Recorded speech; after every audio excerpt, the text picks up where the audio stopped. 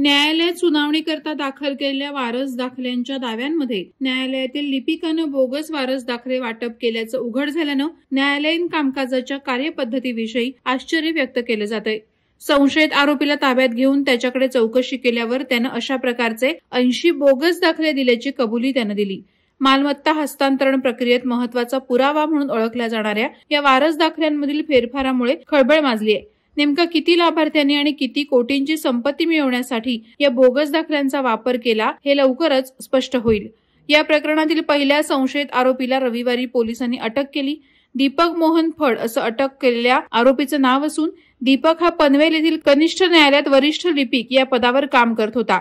दीपकला 5 दिवसांच्या पोलीस कोठडीत ठेवण्याचे आदेश न्यायालयानं दिले आहेत।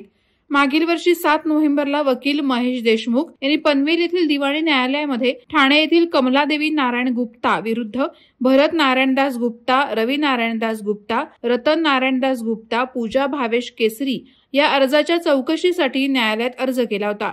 या अर्जाची नक्कल मिळवण्यासाठी न्यायालयात अर्ज केल्यानंतर पनवेल येथील दिवाणी न्यायालयाच्या कार्यालयात संबंधित अर्ज क्रमांकाची पडताळणी केल्यावर असा अर्जच आला नसल्याचं उघडकीस आलं। गुप्ता कुटुंबियांचे प्रकरण न्यायालयात प्रलंबित असताना न्यायालयानं कोणतेही या प्रकरणी आदेश दिले नसताना या आदेशावर सहाय्यक अधीक्षक प्रवीण बांदिवडेकर आणि न्यायाधीशांची सही बनावट असल्याचा संशय न्यायालयाच्या प्रशासकीय यंत्रणेला आला। त्यामुळे हा सर्व गैरकारभार उघडकीस आला।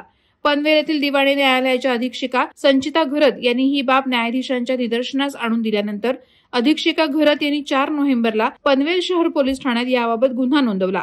नोव्हेंबर महिन्यापासून सहाय्यक पोलीस उपनिरीक्षक सुनील वाघ हे या प्रकरणाचा तपास करत असताना त्यांनी न्यायालयीन कामकाज समजावून घेतल्यानंतर न्यायालयात कनिष्ठ लिपिक पदावर काम करणारा दीपक फड याला या प्रकरणी रविवारी सायंकाळी अटक केली।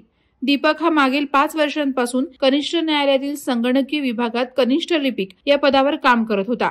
मागील वर्षी नोव्हेंबर पासून ते या वर्षीच्या ऑक्टोबर महिन्याच्या दरम्यान दीपकनं वारस दाखल्याची सुनावणी प्रलंबित असताना न्यायाधीशांची खोटी स्वाक्षरी करून दिवाणी न्यायालय वरिष्ठ स्तर असे शिक्के मारून वारस दाखल्याची ऑर्डर तयार केल्याचं पोलिसांच्या चौकशीत समोर आलंय।